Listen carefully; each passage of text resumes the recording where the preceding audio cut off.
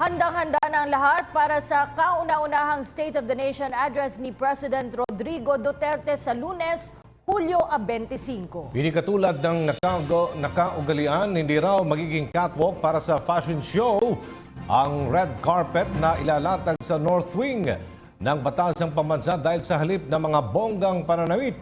Inirerekomenda ng Malacanang na business attire na lamang ang suotin ng mga dadalo sa SONA ng Pangulo.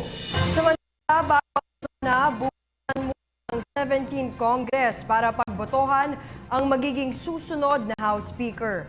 Ang ulat mula kay Jervis Manahan.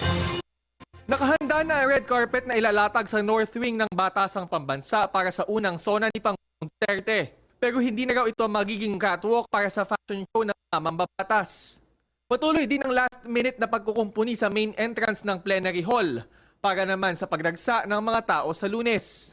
Ayon kay Presumptive House Speaker Pantaleon Alvarez, hindi naman magiging matagal ang mismong SONA. Siguro hindi masyadong mahaba yung talumpati ng presidente dahil ayaw niya yung mga long speeches. Direct and sincere siguro. Simple lang daw ang seremonya. Pero kung sakaling may mga pasaway na magdadamit pa rin ng bongga, wala din naman daw silang magagawa dito. Wala rin.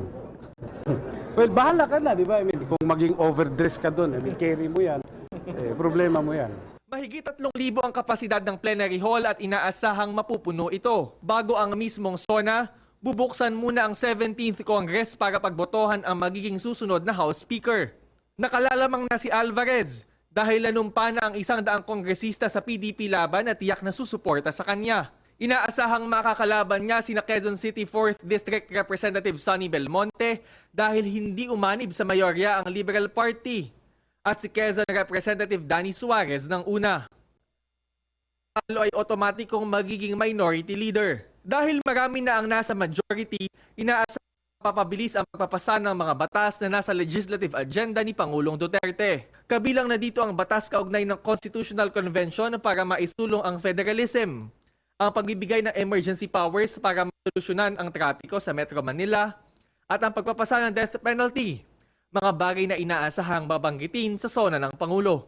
Gusto ko lang maging meaningful para sa mga tao, ordinaryong tao, yung 17th Congress.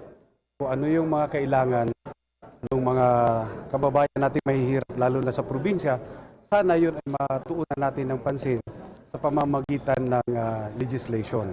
Nauna nang sinabi ni dating Pangulong Aquino na hindi siya dadalo sa SONA. Kumpirmado naman ang pagdalo ni Vice President Leni Robredo at posible rin daw na makapunta ang kalalaya lang na si dating Pangulong Gloria Macapagal Arroyo. Jervis Manahan, PTV News. Ako po si Cathy San Gabriel. Subscribe na sa PTV YouTube channel. I-click lang po ang subscribe button.